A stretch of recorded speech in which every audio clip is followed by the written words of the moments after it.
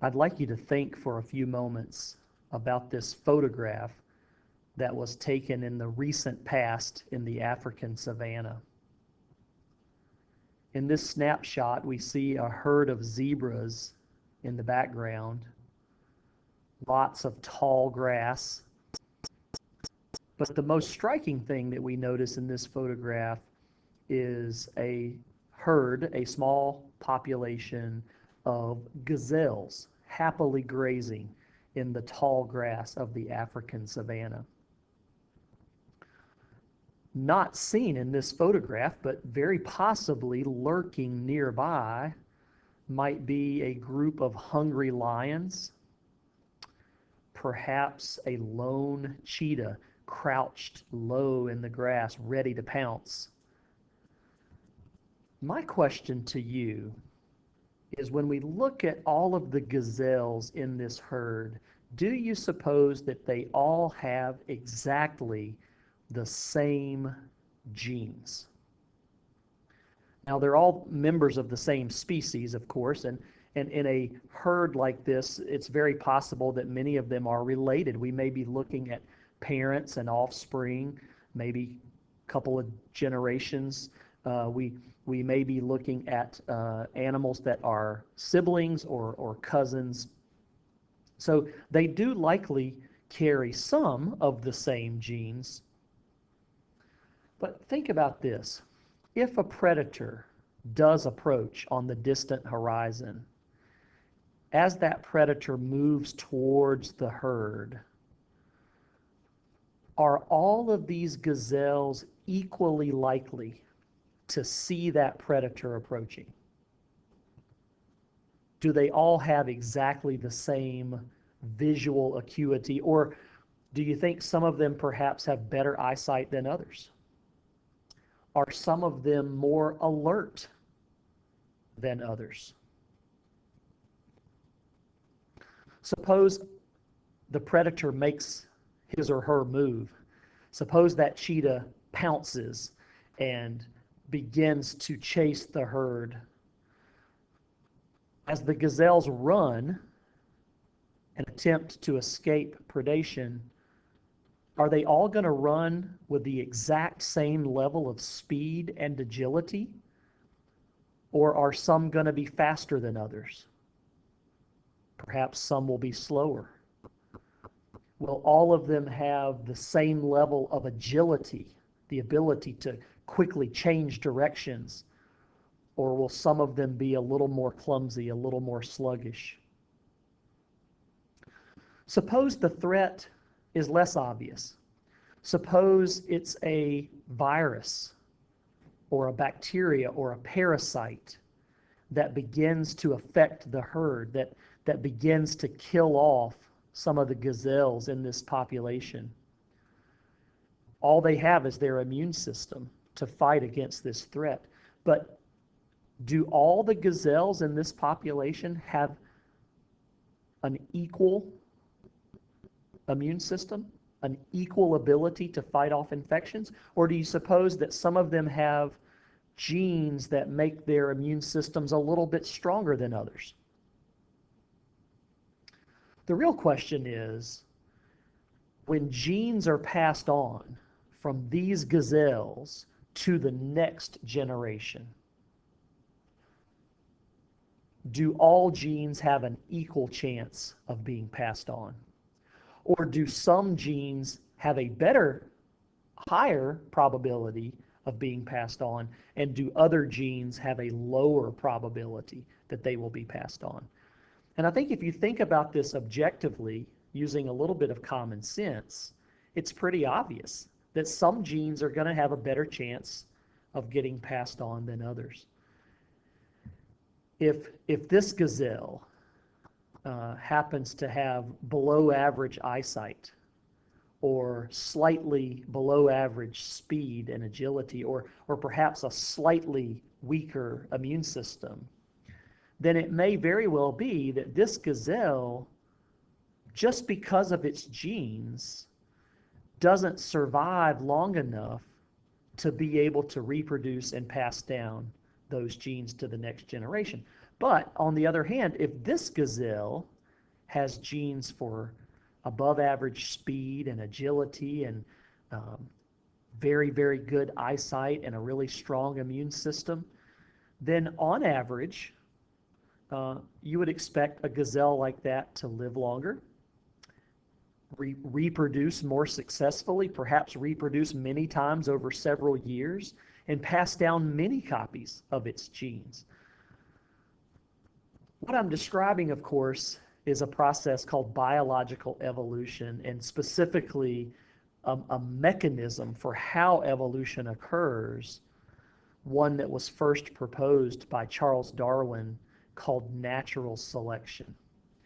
And natural selection is the name of Unit 7.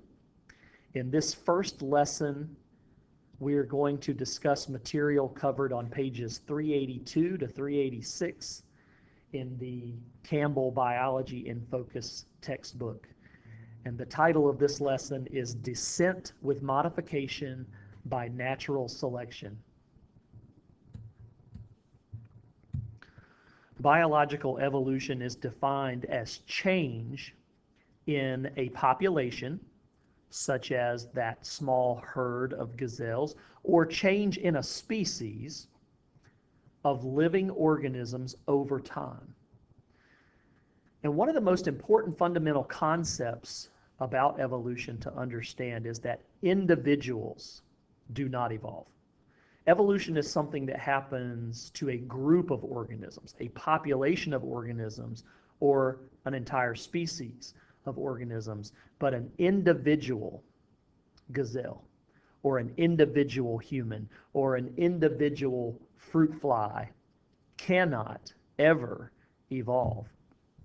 The individuals within a population cannot evolve. Now, the reason is evolution is genetic change, and an individual can never change his or her genes. If I go back to those gazelles, if I just pick out one gazelle, this one, the one that I said maybe has below average eyesight and below average speed and agility, perhaps a below average immune system, if all of those traits are caused by genes that were inherited from his parents,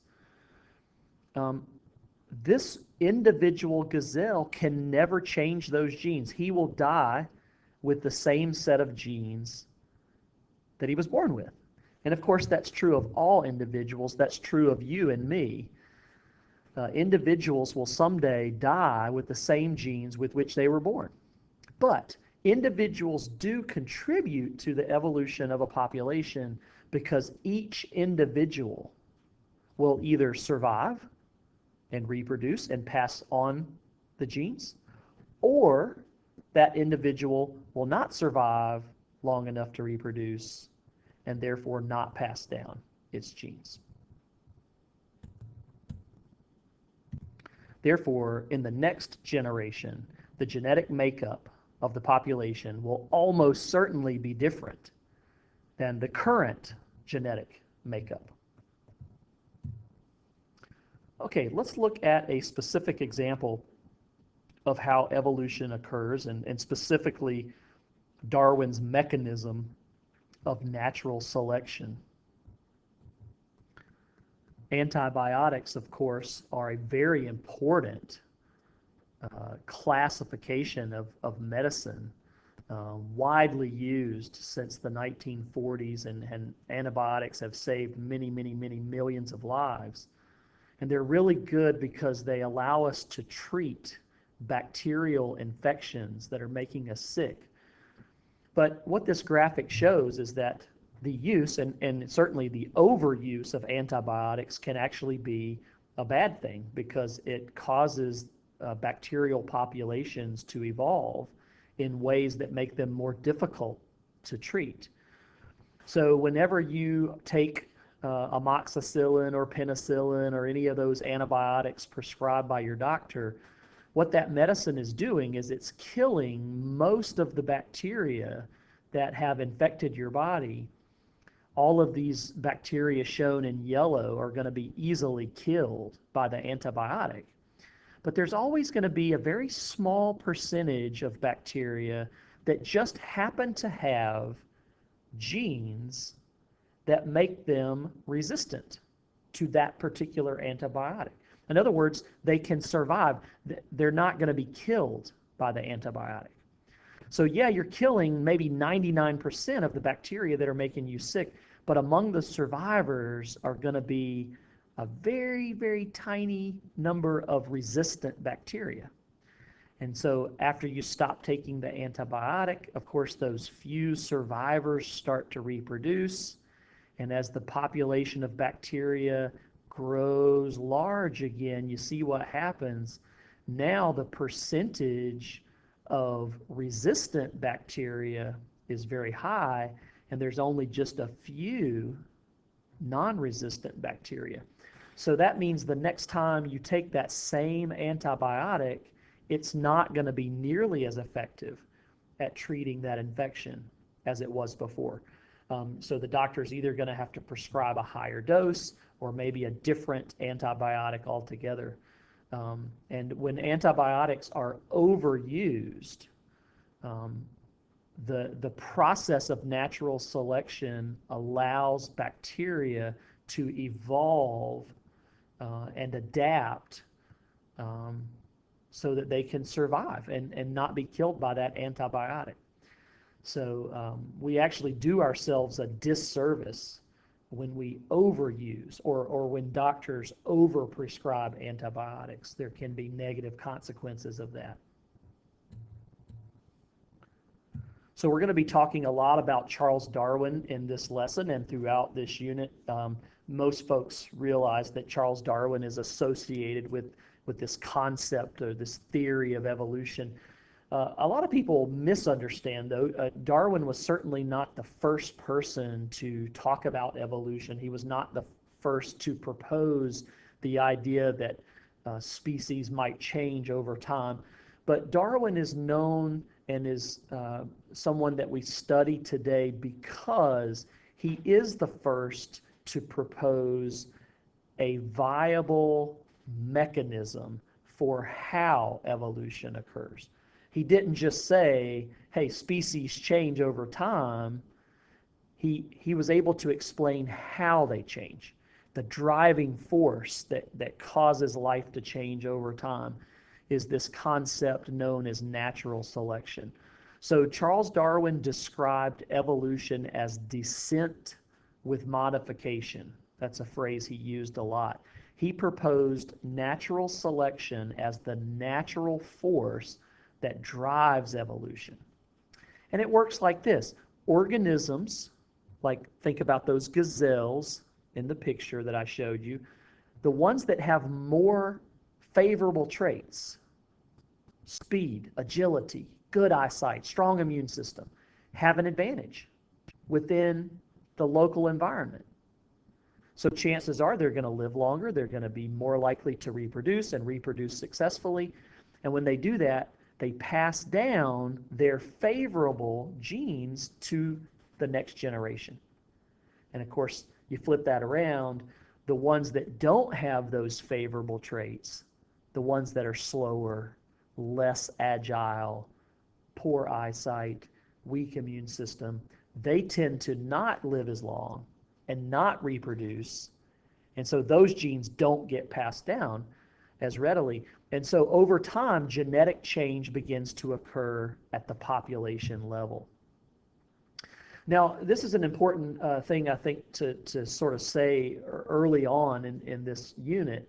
You'll often hear people sort of dismiss the concept of evolution as, well, you know, that it's just a theory. You know, I don't even know why we bother learning about it. It's just a theory.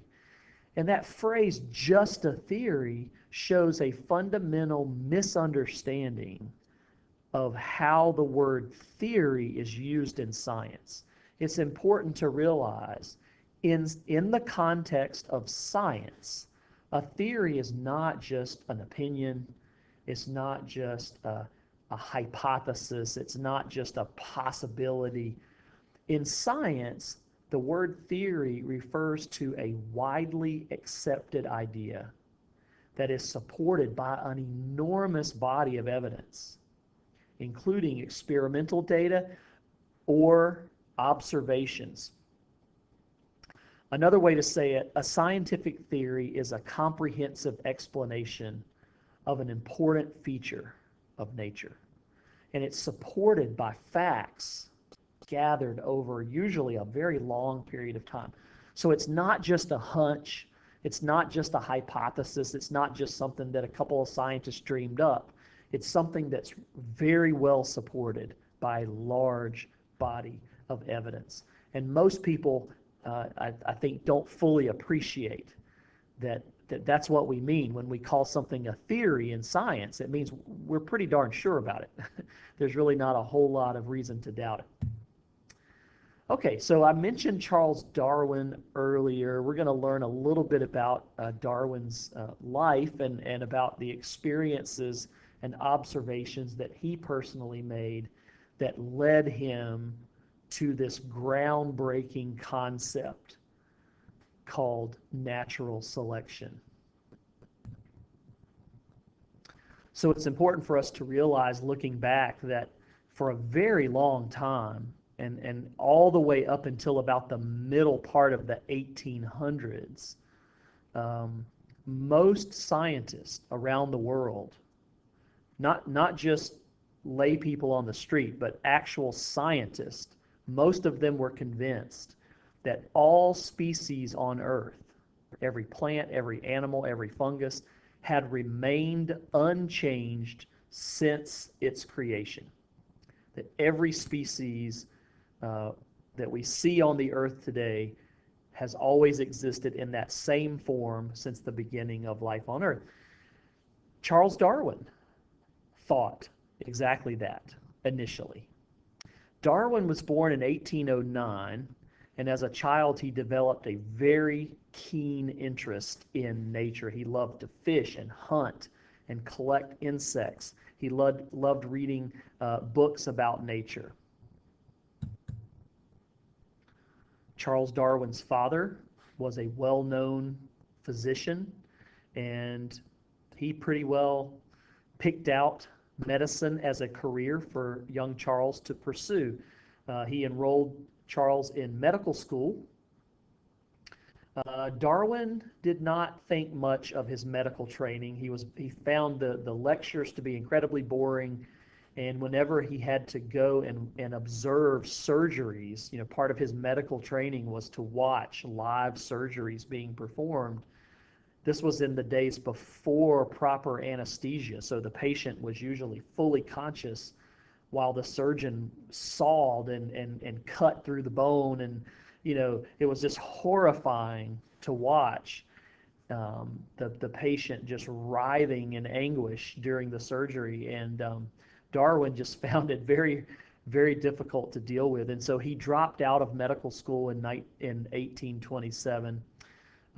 Which angered his father greatly. So basically, Darwin's father said, "Hey, if you're not going to be a doctor, you're going to do something else that I consider to be a respectable vocation."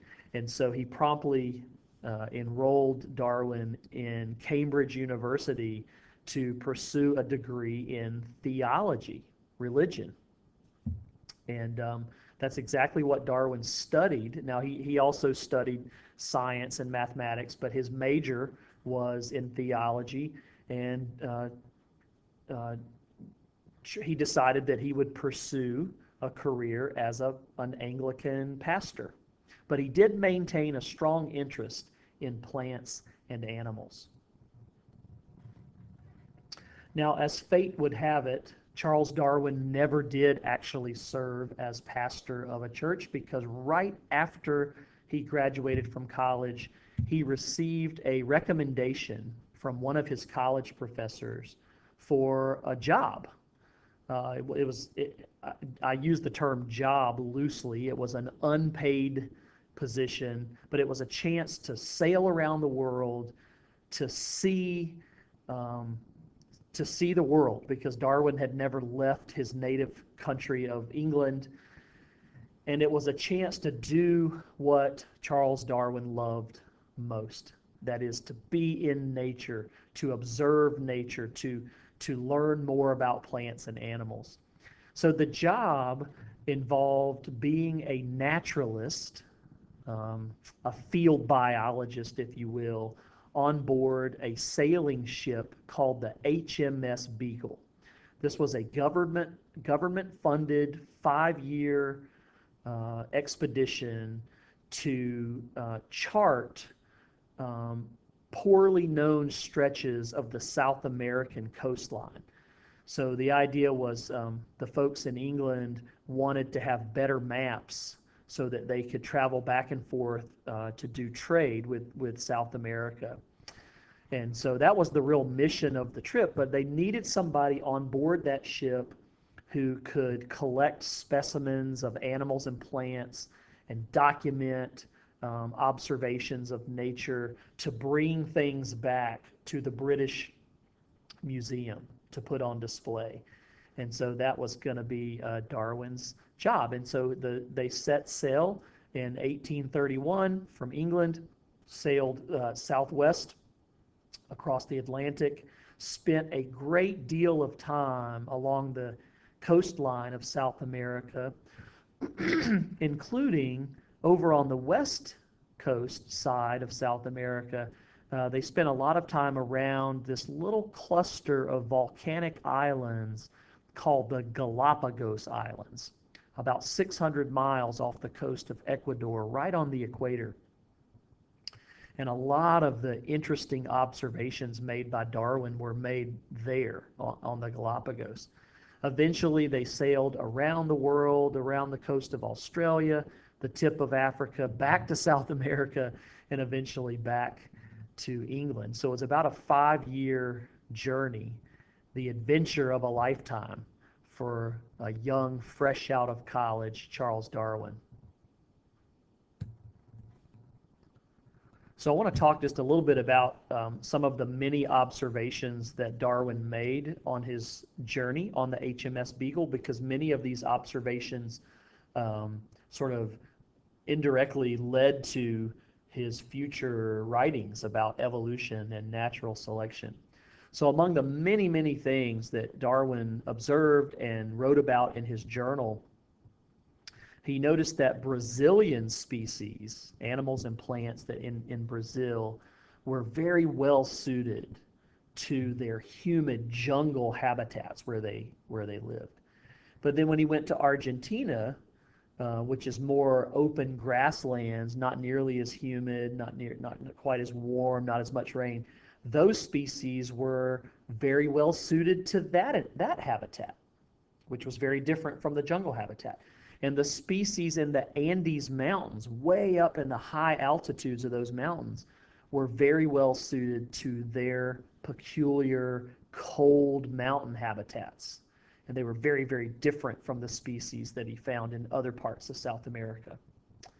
He also noticed that the plants and animals in the temperate, warm parts of South America were more closely alike to the South American tropical species than they were to the temperate species of Europe. And he thought that was a little bit odd.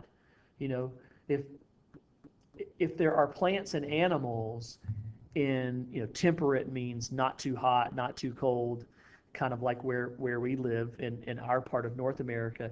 If there are species living in temperate climates, you would think, regardless of whether it was South America or North America or Europe, that they would be very, very similar.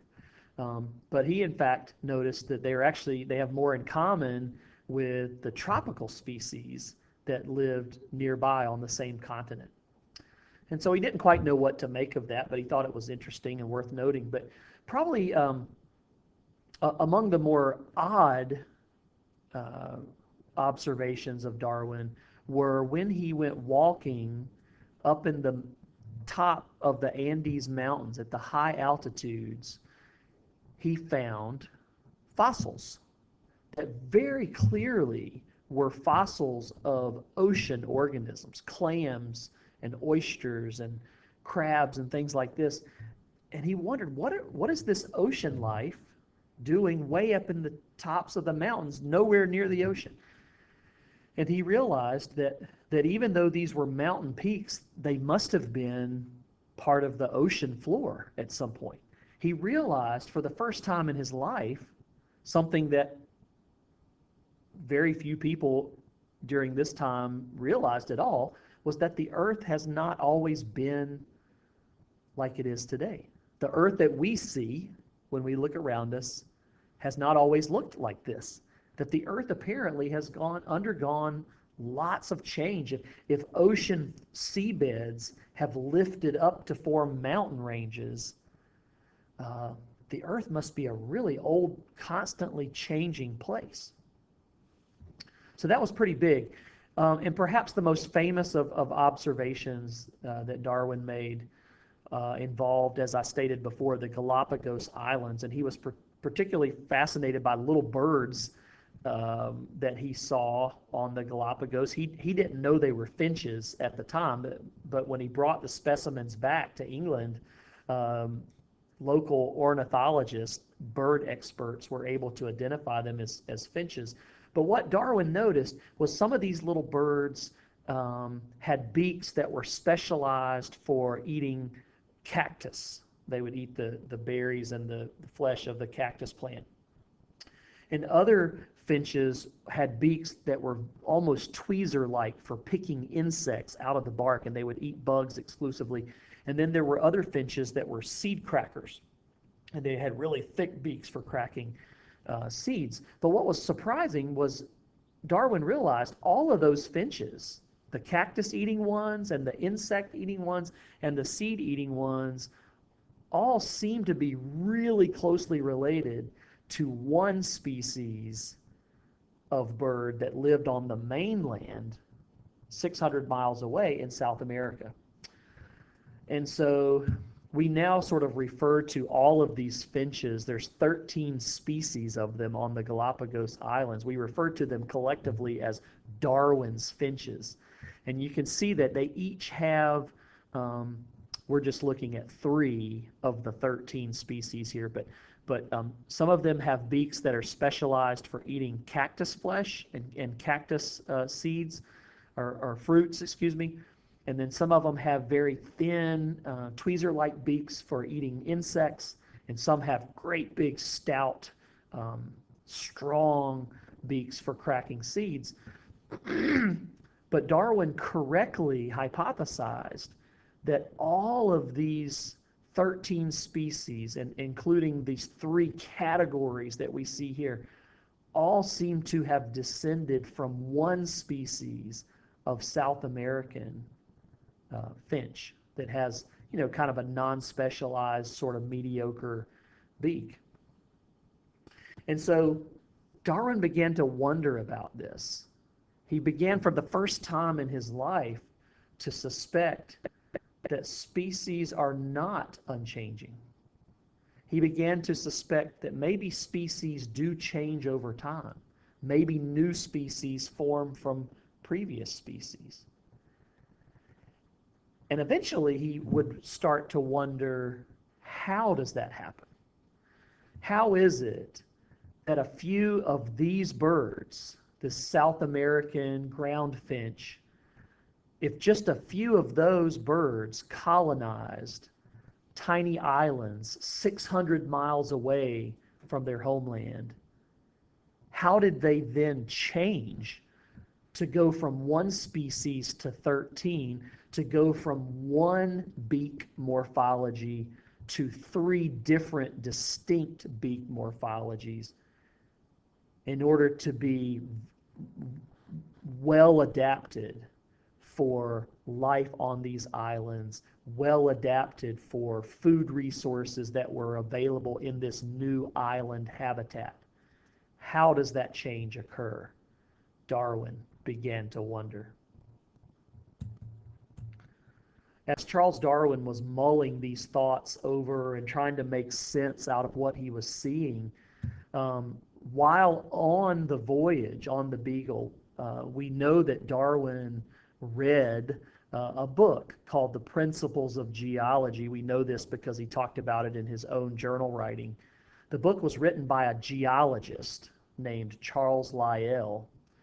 So it's not about species. It's not about biology. It's about the earth itself. And what this book says is that the earth has been and is being shaped and changed by very slow, constant, natural processes. The earth that we see today, the mountain ranges, the canyons, the rivers, even the placement of the continents, has not always been the way it is today, that it's constantly changing. And Charles Lyell also argued that there's a great deal of physical evidence that suggests that the earth is very old. I don't think he knew just how old. Today, modern geologists think the earth is probably about 4.6 billion years old. I don't think he had a concept for exactly what the number was, but the prevailing idea at this time was that the earth is only a few thousand years old, maybe 6 or 8 or 10,000 years old. And Lyell's saying, no way, because, clearly the sea floor has been lifted up to form mountain ranges, and we know there have been mountain ranges that have been eroded back away and disappeared, and we know the continents are moving, so all of that takes time. The earth is constantly being shaped and changed by earthquakes and erosion and weather and volcanoes and the continental drift, the movement of the continents. So you can see where this sort of figures into Darwin's thinking, because if the earth itself can change by gradual natural processes, then perhaps the life on earth can change as well. In October of 1836, the HMS Beagle returned to England. Darwin returned to his home in the countryside and began to mull over his many observations. He formed a hypothesis about adaptations arising through the process of natural selection in 1844. He actually wrote a paper about the process of natural selection and how he thought it probably worked. But he did not publish. He was very reluctant because Darwin knew, and he was correct, he knew that there were going to be folks in the scientific community and in the greater population that were not going to like what he had to say. He knew it was going to create an uproar. It was, and Darwin didn't want to be the center of controversy. So he was kind of sitting on this paper and being very reluctant to publish. In June of 1858, Darwin received a letter from a guy named Alfred Russel Wallace. Wallace sent Darwin a manuscript. He said, look, I'm thinking of publishing this idea based on my observations in the South Pacific. And this guy Wallace didn't use the term natural selection, but he was clearly describing a mechanism almost identical to Darwin's natural selection. And he even asked Darwin, he said, I'd like you to forward this manuscript to your friend Charles Lyell, whose book Darwin had read many years before. And he said, send it to Lyell so that he will get it published for me. Well, Darwin was kind of freaked out. He did what Wallace asked him to do. He forwarded the manuscript, and it did, in fact, get published in July of 1858. But Darwin said, look, if I don't go ahead and publish something with my own name on it, I'm not going to get credit.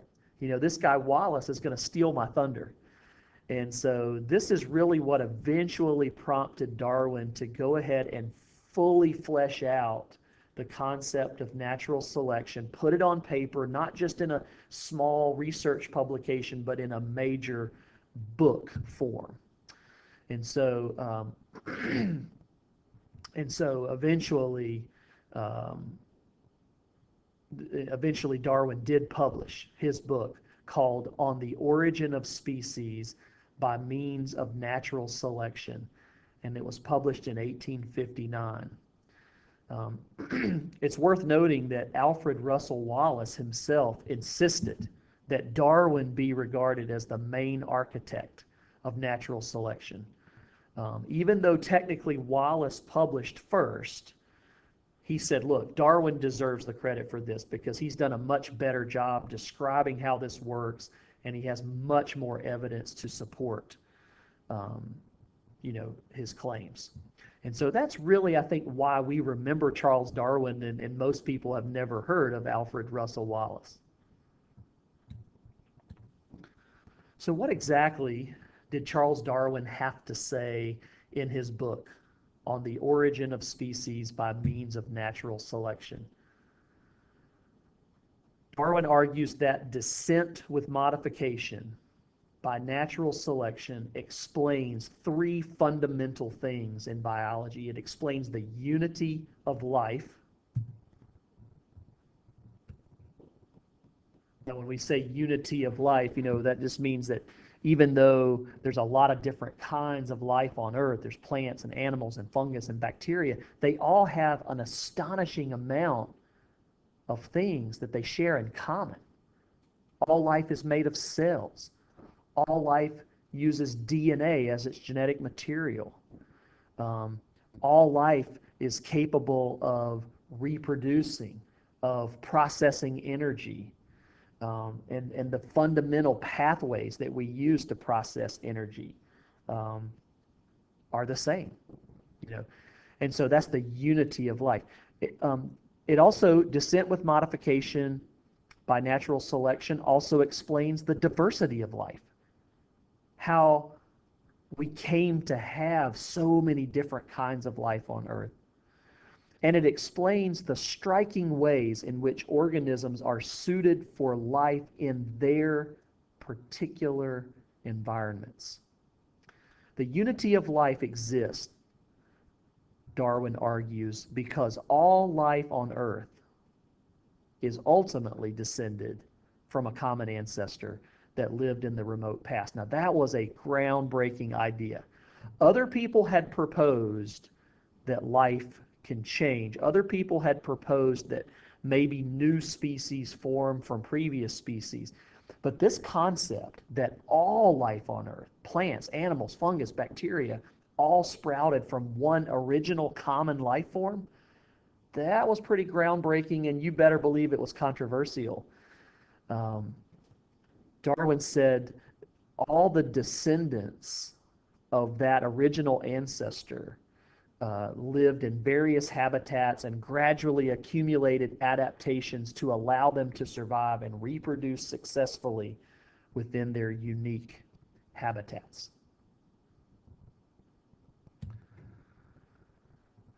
As species descended from that original common ancestor and began to give rise to the different forms of life that we see on the earth today, Darwin imagined this as sort of a tree.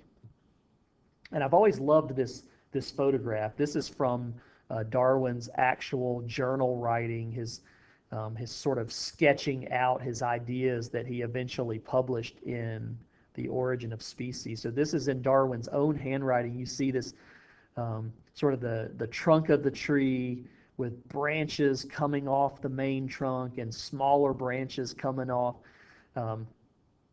And I love how he captioned this. I think. This is how I think it worked. He imagined the history of life as a tree, multiple branchings from a common trunk. And all of the tips of the branches, A and B and C and D, those represented groups of organisms that are alive in the present day. But then you also have some of these unlabeled branches that would represent lines of descendants that went extinct. Just fascinating. And when you look at a modern concept of an evolutionary tree, it's basically the same thing. You know, you have a main trunk, you have branches coming off of that, smaller branches coming off the big branches, all the way down to the most recent twigs at the tips of the branches.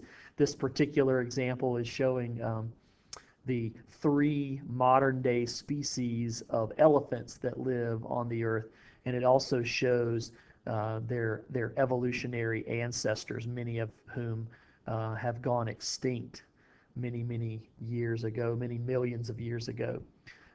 So this concept of a tree of life branching and branching and branching goes all the way back to Darwin's original concept that he talked about in 1859.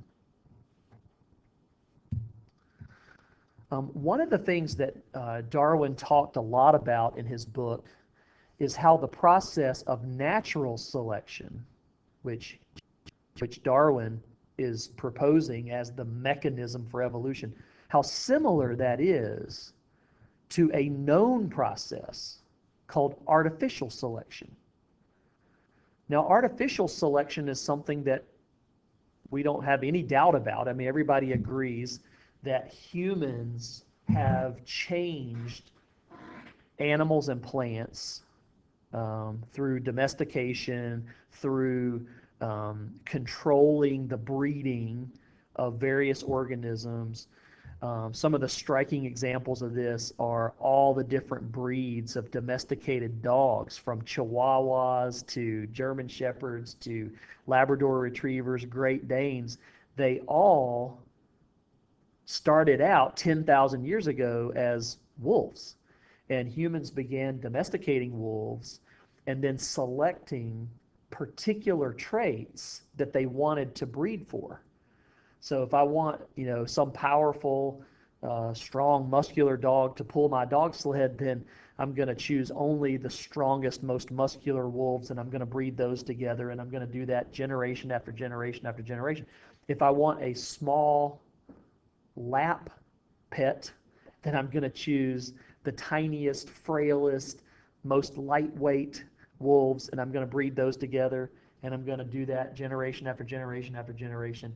And, you know, if I want an animal to help me hunt, I'm going to choose the wolves that are the best hunters, that have the best sense of smell, most highly trainable, and I'm going to breed those together and keep doing that generation after generation. Corn is directly descended from a wild South American grass called teosinte. And it's just, you know, humans selecting the teosinte plants with the biggest kernels and the most kernels and breeding those and planting those seeds generation after generation until we got corn.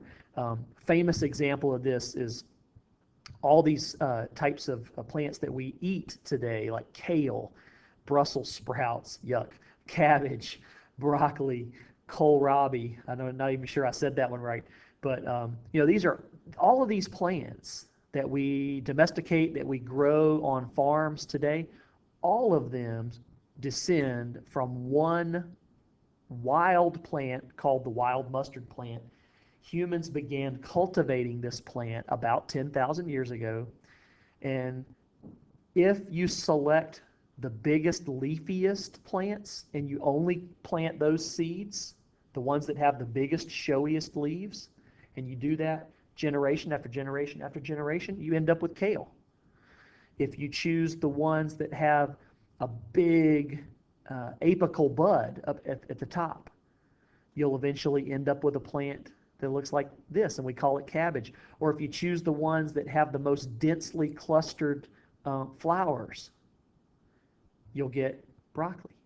So all of these modern day plants were shaped by humans over the course of 10,000 years, selecting particular traits that we wanted to amplify, and then controlling the breeding of those plants and those animals so that we ended up with exactly what we wanted. So this is called artificial selection, when a human selects which parents will breed based on characteristics that are desired by that human.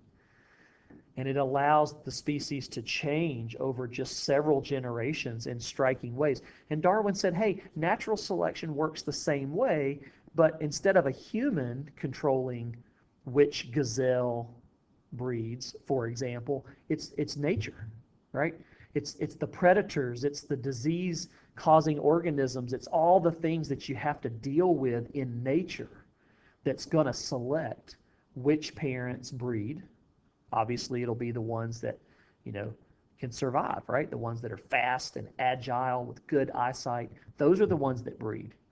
And nature will select which ones don't breed, right? Because if you're a gazelle and you're slow and clumsy and half blind, you're going to get eaten by the cheetah. So you're probably not going to breed. So nature is selecting which traits, which genes are getting passed down to the next generation and which are not. And that allows species to gradually change, eventually giving rise to multiple different species adapted for multiple different environments. The most obvious example that we've talked about recently would be that one species of South American finch that colonized the Galapagos Islands, where the habitats were very different, the food availability was very different, and so they had to adapt. Nature selected some finches to breed because they had thick seed-cracking beaks, and nature selected some finches to breed because they had tweezer-like insect-grabbing beaks, but the finches that didn't have the right beak morphology didn't survive. They didn't get enough to eat, and so they didn't pass down their genes.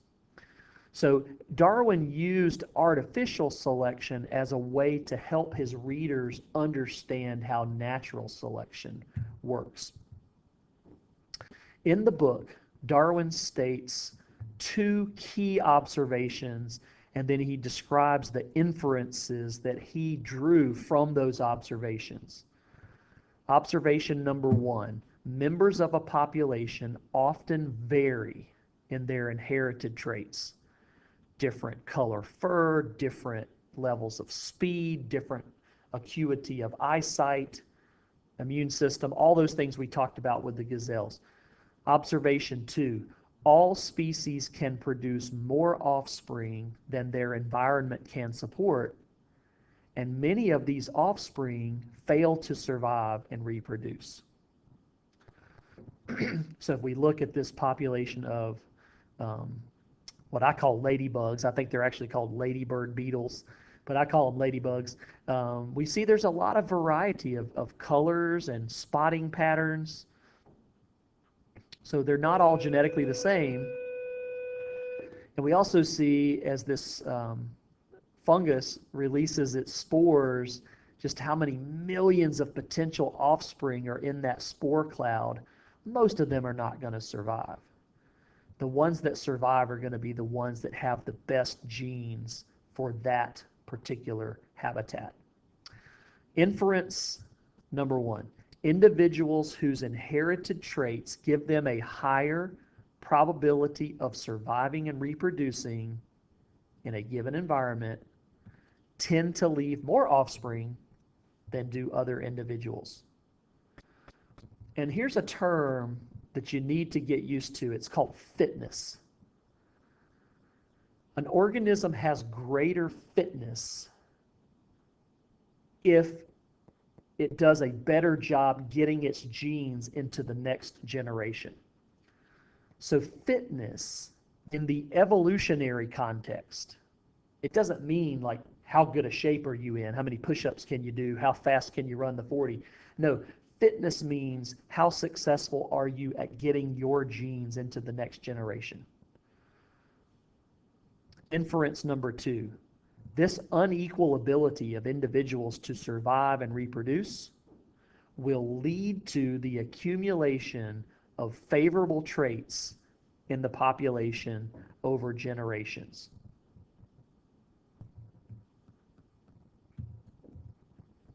Okay, just to close out this lesson, I want to talk about two individuals whose own thinking definitely had an impact on Darwin's concept of natural selection.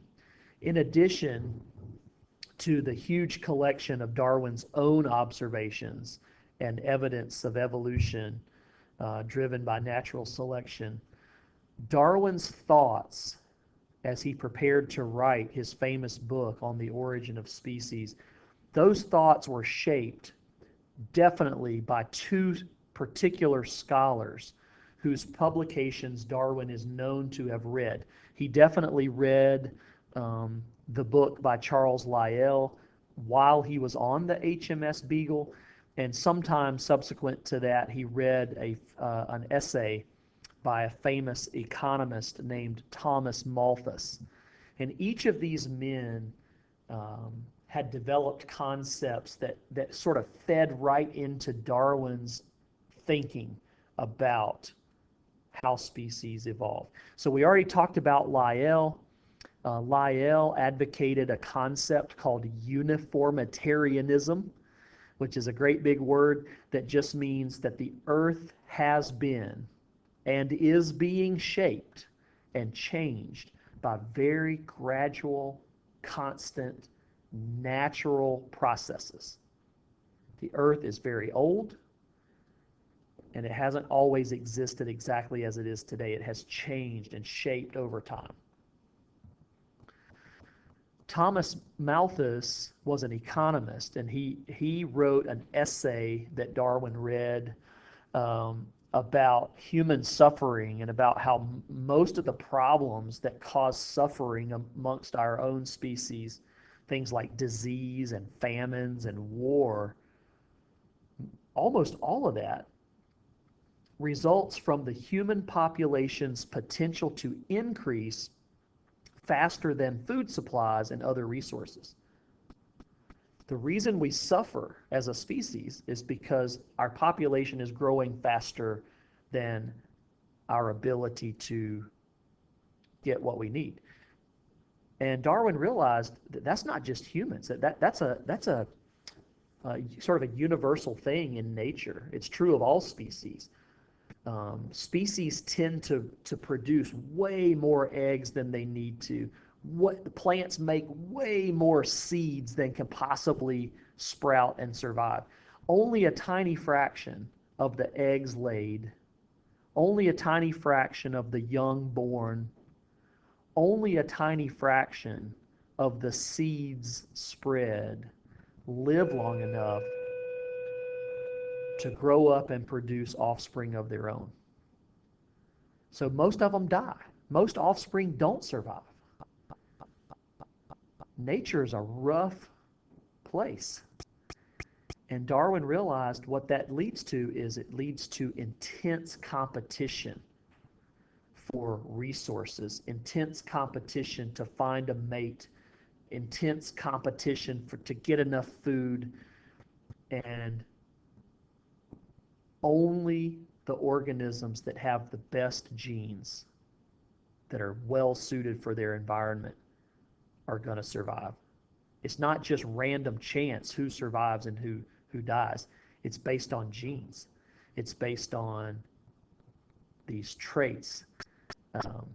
And if you have a large number of favorable traits, you're going to be more likely to survive, more likely to pass those genes down to the next generation. That is Darwin's concept called natural selection.